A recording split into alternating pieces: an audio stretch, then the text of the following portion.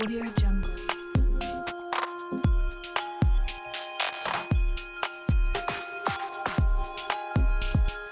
Audio Jungle.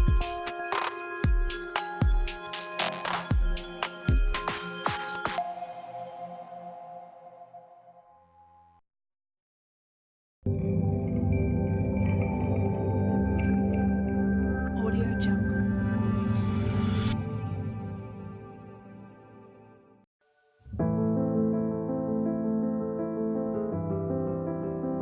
Preview.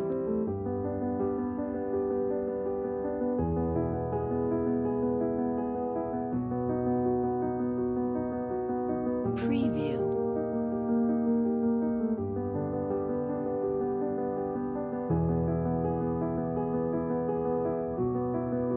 Preview.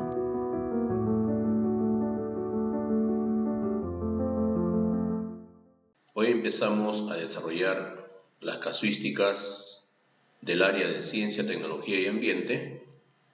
El que les habla es el doctor José Luis Santillán Jiménez, integrante de la plana docente del Grupo Capellán, Facultad de Educación, Universidad Nacional de Trujillo.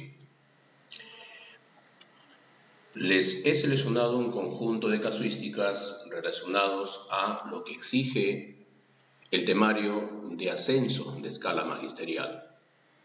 En esto, por ejemplo, incluye el dominio que dice: para la competencia, explica, es necesario que el docente tenga conocimiento de materia y energía, tenga conocimiento de mecanismos de los seres vivos y tenga conocimientos de biodiversidad, tierra y universo.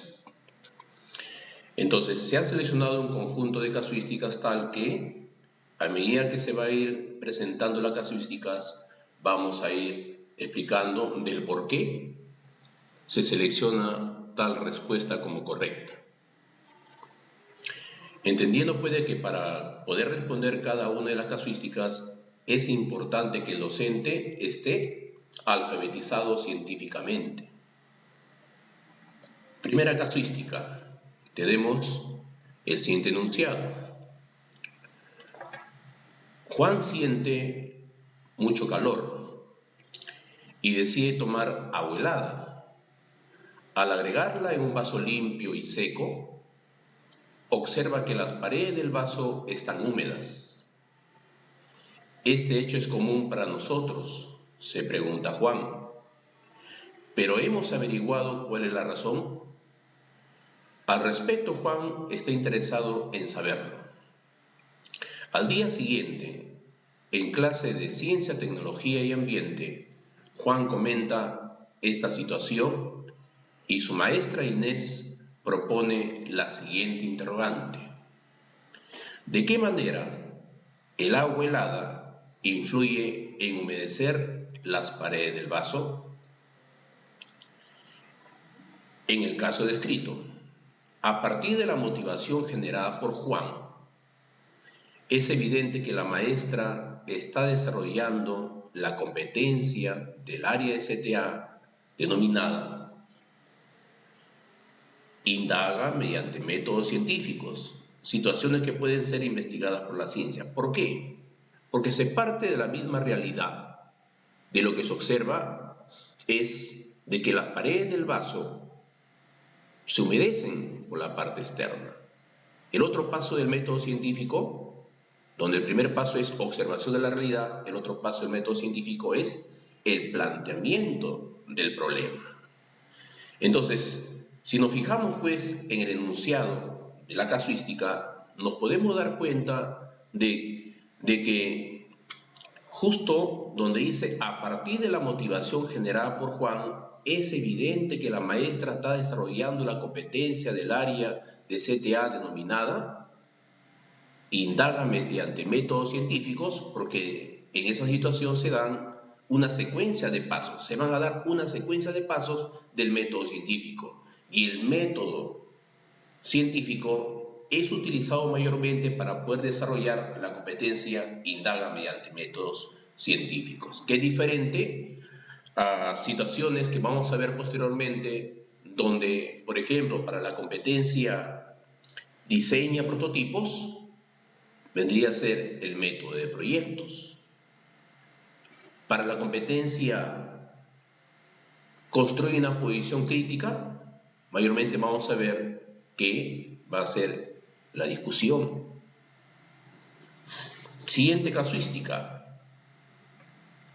En la siguiente casuística tenemos el siguiente enunciado. Dice, se coloca en diferentes cantidades, volúmenes, en varias botellas de igual capacidad. Todas las botellas tienen igual capacidad. Se agregan entonces volúmenes de 5 centímetros cúbicos de agua. En el otro unos 20 centímetros cúbicos. En la tercera botella 40 centímetros cúbicos. Y en la cuarta botella 60 centímetros cúbicos de agua. Podremos observar que al golpearlas con un alambre o cuchillo producen diferentes sonidos, unos muy agudos, otros menos agudos y otros aún menos agudos. La altura del sonido producido depende de la cantidad de agua. La cantidad de agua la podemos medir y controlar. En cambio, el sonido lo podemos medir, pero no controlar. Ya saben ustedes que hay unos instrumentos para medir la intensidad del sonido. Entonces, lo que no podemos controlar viene a ser el sonido, pero sí podemos controlar el volumen de la cantidad de agua.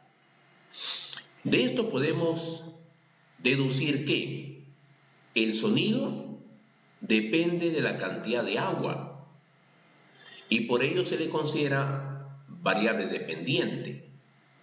En cambio, ¿quién vendría a ser la variable independiente? La variable independiente vendría a ser los volúmenes de agua. Los volúmenes de agua van a determinar la intensidad del sonido.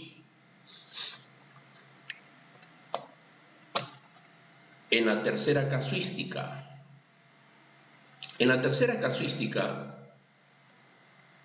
Vamos a ver entonces, dice, se les presenta a los alumnos el siguiente título de investigación: efecto de la toxina del Bacillus thuringiensis sobre los estadios larvarios del dengue.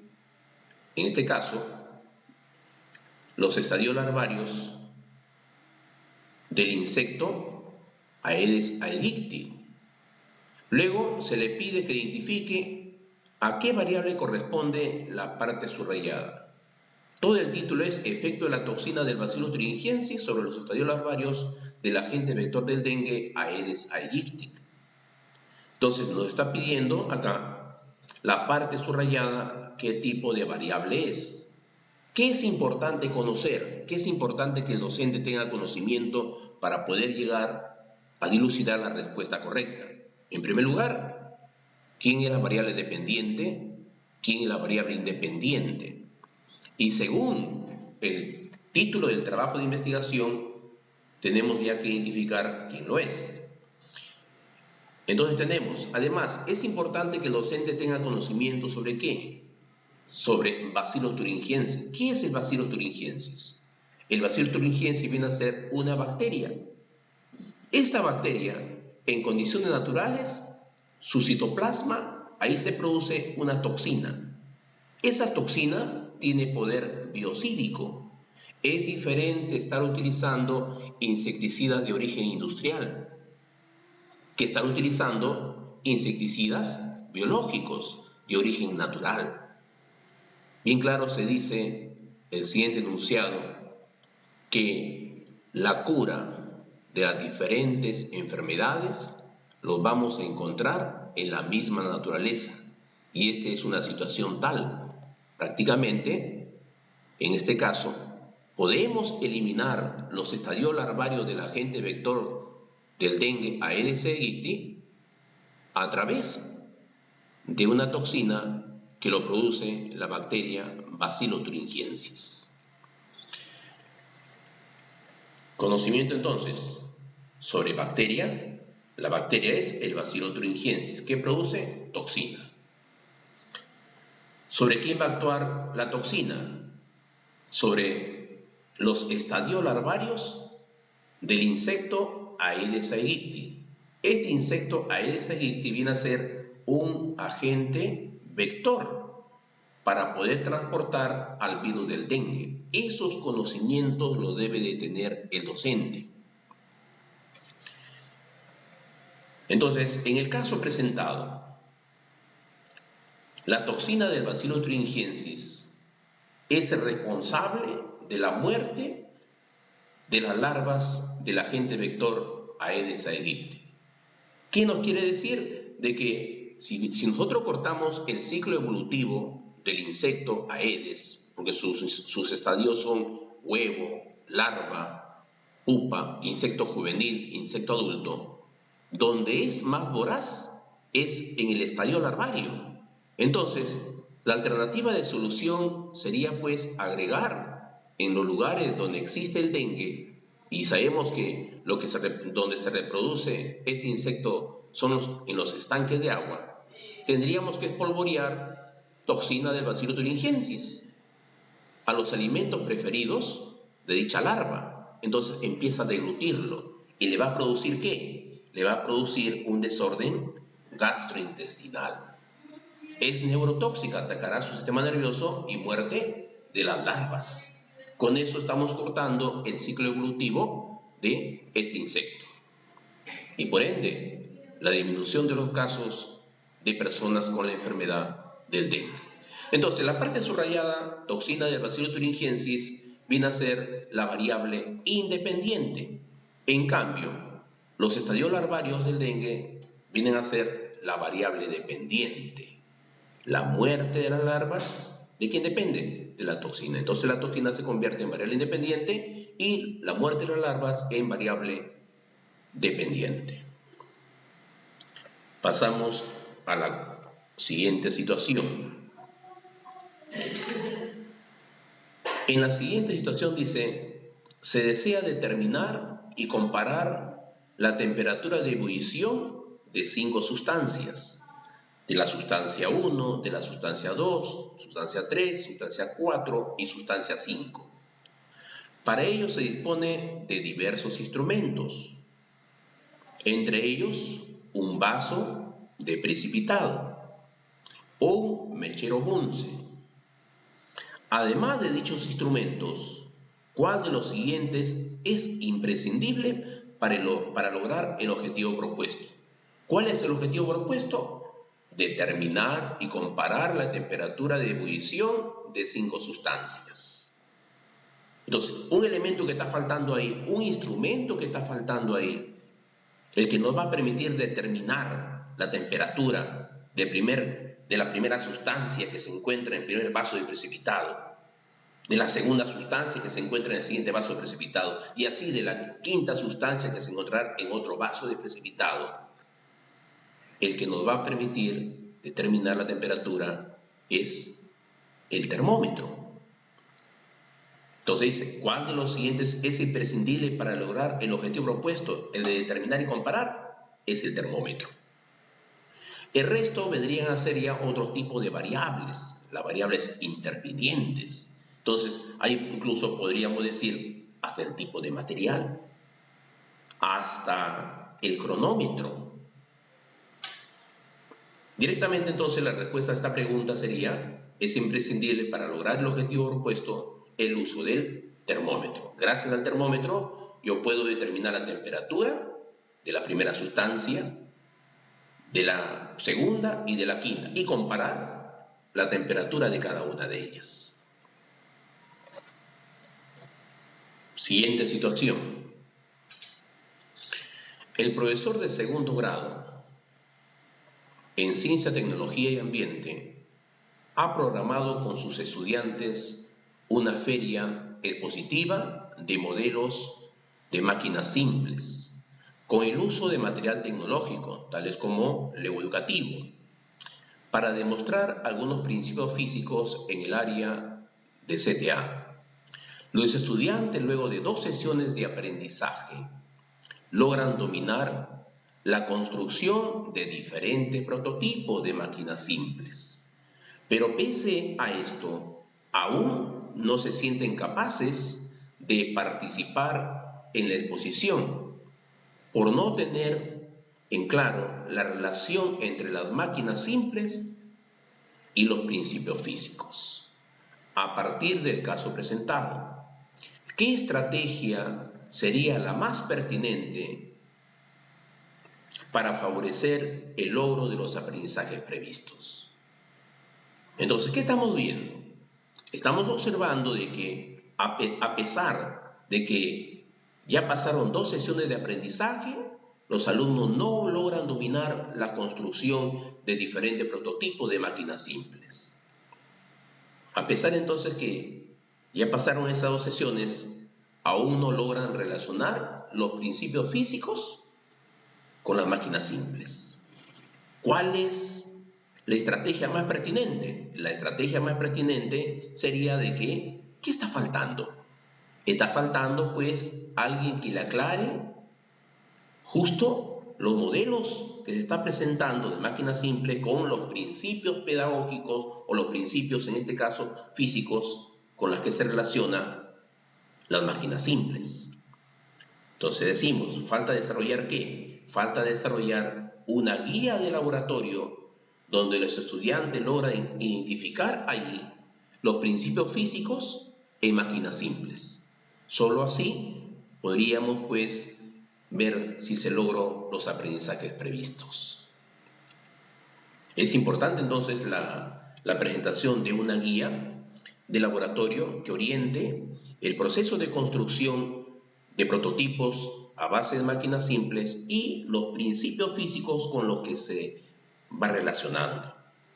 El alumno entonces necesita la elaboración de una guía complementaria. En la siguiente situación, la situación número 6, tenemos el cultivo de algodón.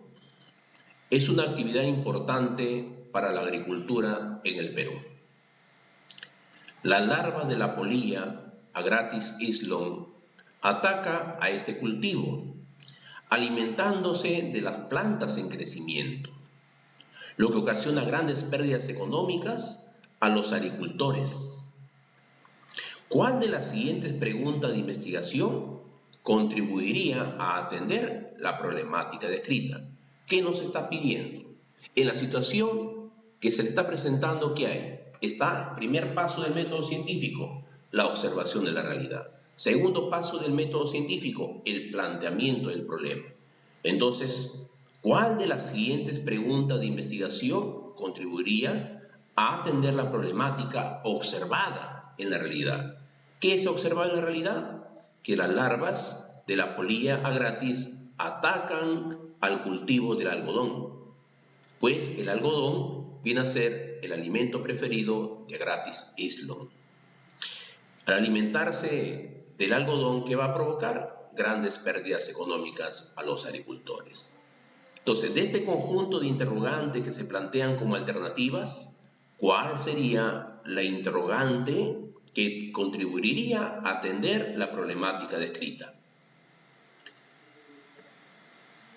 Entonces, yo conozco quién ocasiona los daños económicos a los agricultores. Y conozco quién es la larva de la polilla, Agratis islon. ¿Qué más conozco? Conozco cuál es el alimento de Agratis islon, y sería las plantaciones de algodón. Entonces, ¿cuál es la alternativa de solución frente a esta situación? A ver, por ejemplo, ¿qué método yo tendría que utilizar para poder erradicar a la larva de la polilla, Agratis islon? Entraría de repente un método de control biológico donde buscaría qué insecto de mayor tamaño se consume a las larvas, se alimenta de las larvas a gratis siglo, o de repente qué método me permite a mí, utilizando de repente insecticidas de origen industrial, para atacar a estas larvas de la polilla, o como en el caso que hemos visto en las diapositivas anteriores, debo de pensar en un método de control biológico utilizando hasta incluso biocidas, insecticidas de origen natural. Frente a ello entonces, dentro del conjunto de preguntas, la pregunta más adecuada sería, ¿qué método puede ser efectivo para el control de las plagas de polilla? Ahí está, el método de control biológico natural. Por un lado, yo me iría a controlar la larva de la polilla utilizando controladores biológicos naturales, y un controlador biológico natural en una cadena alimenticia sería un insecto mayor que se devora a las larvas de la polilla, o en todo caso utilizaría insecticidas biológicos naturales, como es el caso del biocida que lo produce Bacillus thuringiensis.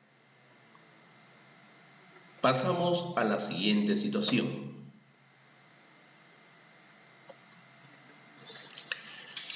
En una institución educativa, el profesor Santiago, del área de CTA, identifica que de los 180 estudiantes de segundo grado de secundaria que están a su cargo, a través de una encuesta identifica que 20 de ellos presentan ardor estomacal.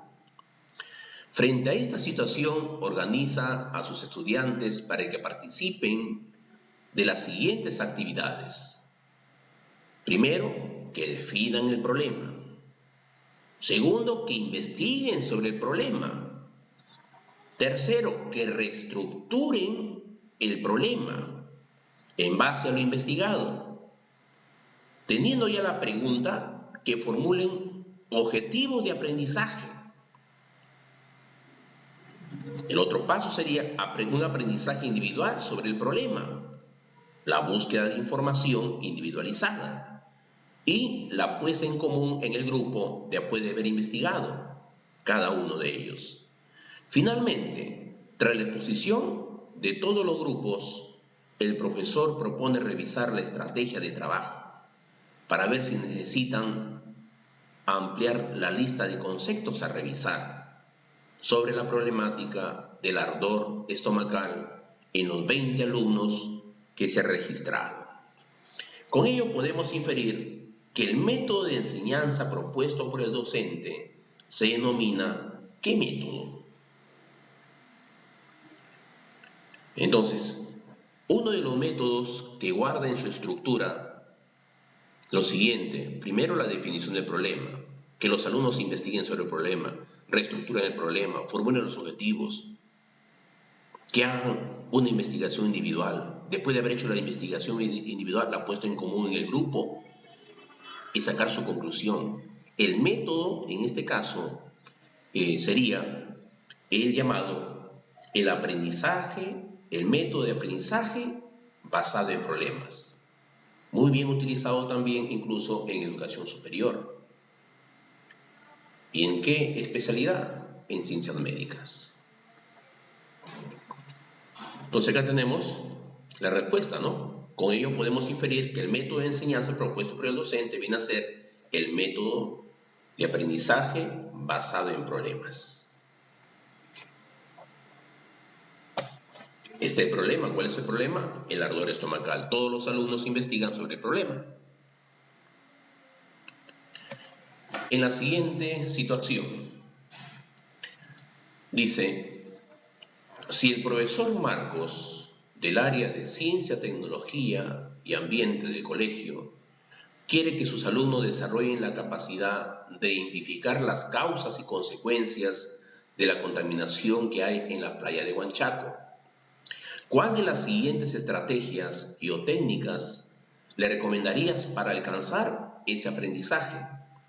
Desde una manera más efectiva, concreta y pertinente, dentro del aula, en una sesión de aprendizaje que rescata los saberes previos. Entonces, la estrategia o técnica que me permite a mí identificar, tenemos acostadito, incluso ya lo he incluido, vemos de que la técnica más adecuada sería usar el árbol de problemas. Pues ahí que se plantean las causas y cuáles son las consecuencias. Causas, consecuencias.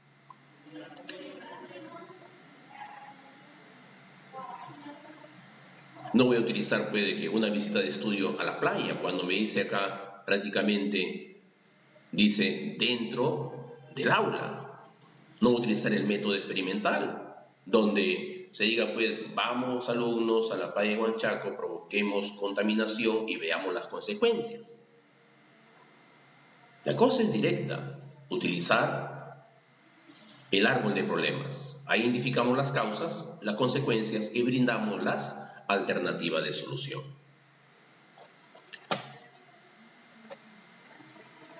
En la siguiente situación,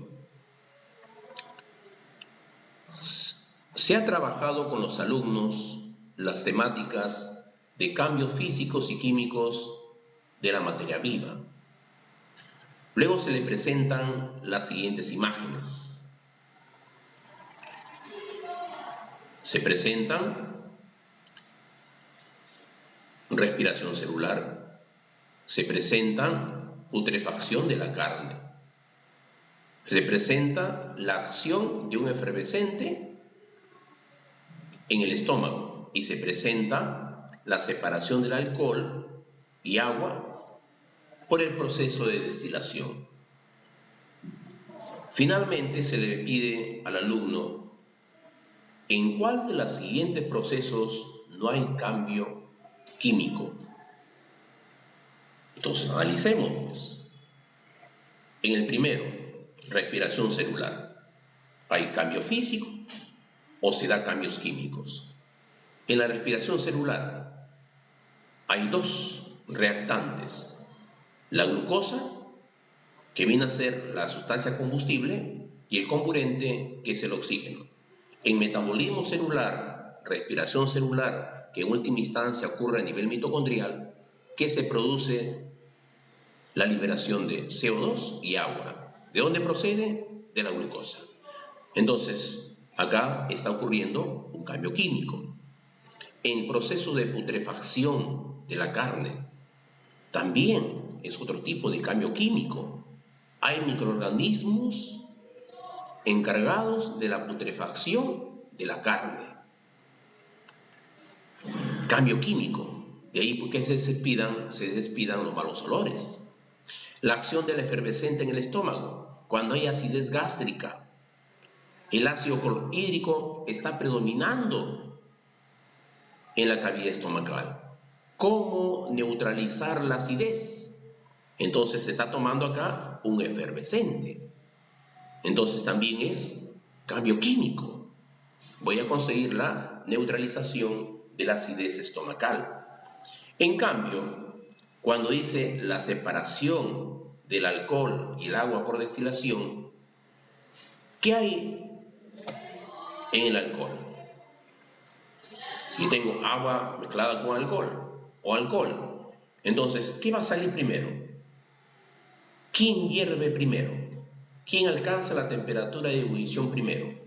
El que hierve más rápidamente es el alcohol. Entonces, ¿el alcohol por dónde va a pasar? Va a pasar por el serpentín, por el refrigerante. Los vapores de alcohol pasarán por el serpentín. Cambia de estado, se condensa. ¿Caerán qué? Gotas de alcohol. Luego, el que recién sale, el que después va a salir va a ser el agua. ¿Qué cambios entonces se dan? Solamente están ocurriendo cambios físicos. En la separación del alcohol y el agua viene a ser un cambio físico, no es un cambio químico.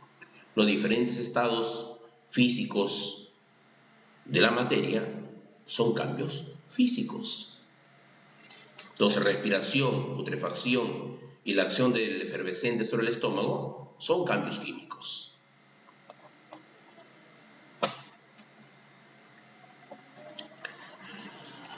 Por conocimientos teóricos, siguiente situación. Los conocimientos teóricos que tienen los alumnos afirman lo siguiente, dice, por conocimientos teóricos los alumnos saben que el vapor de agua no tiene color. También tienen conocimiento de que, como no tiene color, por consiguiente es invisible. Sin embargo, en su casa observa que el vapor de agua que sale de la tetera es visible. ¿Qué explicación le darías a este fenómeno? Entonces, de la tetera, que se observa en la realidad, que en su casa el alumno coloca la tetera con agua, empieza a hervir y va saliendo vapor de agua, pero que es visible. Sin embargo, dice, el vapor que sale de la tetera es visible, cuando en teoría él ha estudiado que el agua no tiene color. ¿Qué está pasando? Lo que sale, cierto, es gas en forma de vapor, pero el ambiente externo que rodea a la tetera está frío, tiene otra temperatura. Por lo tanto, eso va a obligar a que se condense. He ahí pues su proceso de observación. Entonces, parte del vapor de agua se condensa, por eso es visible. Tenemos ahí entonces como respuesta a tal pregunta. Siguiente situación. Siguiendo el modelo de que el perro es un carnívoro, que como carnívoro viene a ser un consumidor de segundo orden y pertenece al tercer nivel. El modelo más adecuado para representar el nicho ecológico y el nivel al que pertenece el tiburón, ¿cuál es? De esto que tenemos que tener conocimiento sobre las cadenas alimenticias. ¿Cuáles son los niveles tróficos de una cadena alimenticia? Tenemos que son 5 niveles. El primer nivel lo integran los seres productores. Su nicho ecológico son fotosintetizadores. El segundo nivel lo integran los organismos llamados consumidores de primer orden. ¿Quiénes son los herbívoros? En el ambiente acuático, primero tenemos el fitoplancton, primer nivel. Segundo nivel, ¿quiénes se consumen el fitoplancton? El zooplancton. Tercer nivel, ahora, ¿quiénes se consumen el zooplancton? Entonces acá tendríamos nosotros consumidores de primer orden. Como consumidor de segundo orden, tenemos al anchoveta como carnívoro menor. Sigue siendo entonces ahí consumidor de segundo orden, pero que pertenece ya al tercer nivel. ¿Ven? Por acá. No, que acá el ejemplo está en el ambiente terrestre y presentamos un ejemplo de ubicar cuáles son los niveles tróficos y nicho ecológico del tiburón. Entonces, el perro, en este ejemplo, el perro es un carnívoro. Como carnívoro es un consumidor de segundo orden. ¿De qué se alimentó? De repente, este carnívoro, el perro, se alimentó de repente de un conejo. Y el conejo viene a ser un consumidor de primer orden.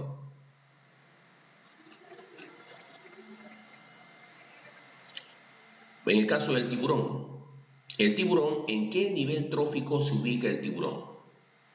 El tiburón se ubica en el cuarto nivel trófico.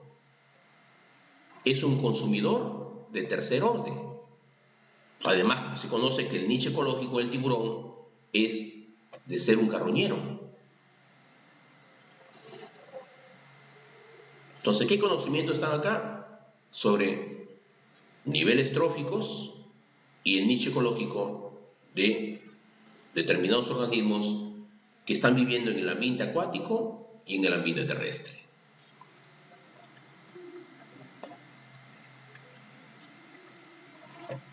En esta secuencia tenemos el zooplancton, el fitoplancton, el zooplancton, la anchoveta, el atún y acá el carroñero. Tercer nivel, el tercer nivel pertenece a quién? Al atún, junto también con la anchoveta. El segundo nivel pertenece al zooplancton.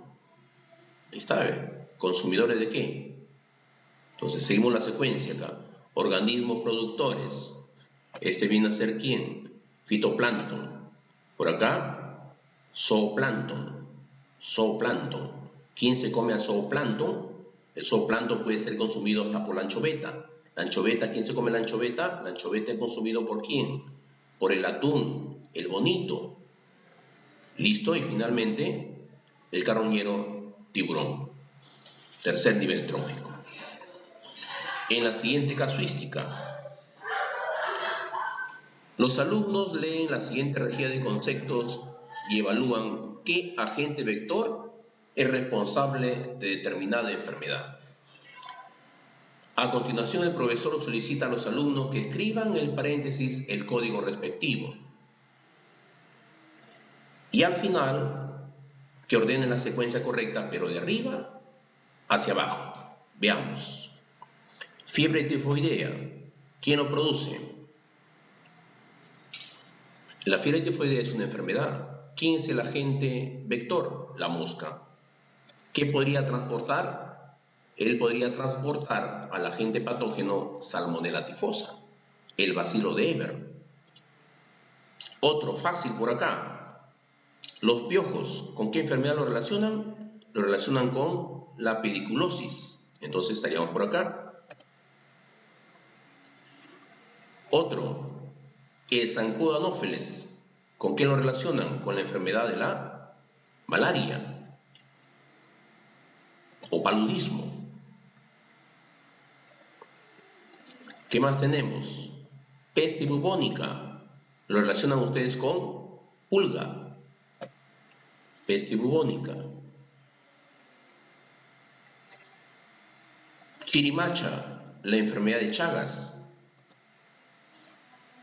Chirimacha, entonces por acá, la enfermedad de Chagas. Mosquito flebotomos, la enfermedad de Carrión. Entonces, ordenado de arriba hacia abajo, la respuesta correcta sería 3, 6, 5, 4, 2, 1. ¿Qué conocimientos ha tenido que tener el docente?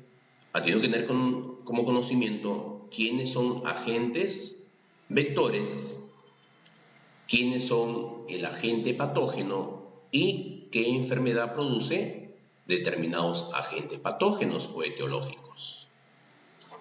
También son otro modelo de pregunta que también podrían presentarse en el examen de ascenso. En la siguiente,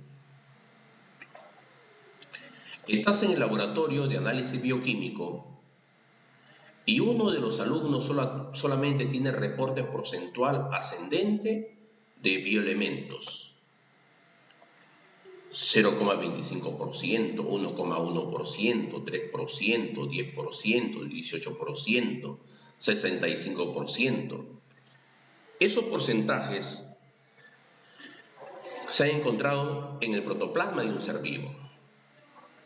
Ahora dice, dicha secuencia corresponde respectivamente a qué bioelementos.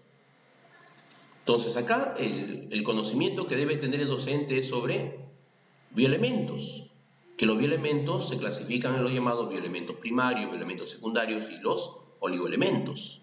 Que los bioelementos primarios son el carbón, el hidrógeno, el oxígeno y el nitrógeno, y que los bioelementos secundarios, en este caso viene a ser el fósforo, el azufre, por ejemplo, y los oligoelementos son el hierro, el yodo.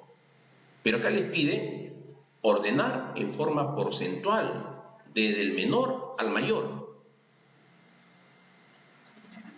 Tenemos como conocimiento de que el bioelemento más abundante del protoplasma viene a ser el oxígeno. con un 65%. El nitrógeno, su abundancia es 18%, en este caso del carbono, 18%. Luego del hidrógeno está en un 10% y del nitrógeno un 3%. Estos 4 primeros elementos corresponden a bioelementos primarios. Luego, en abundancia relativa, le sigue el fósforo con 1,1% y el azufre con 0,25%.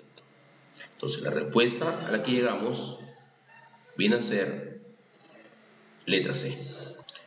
El profesor Francisco, de 4º grado, muestra a sus alumnos la tabla que contiene características de 2 bacterias y le pide que conteste la pregunta que se le formule posteriormente. Entonces, ¿qué tenemos?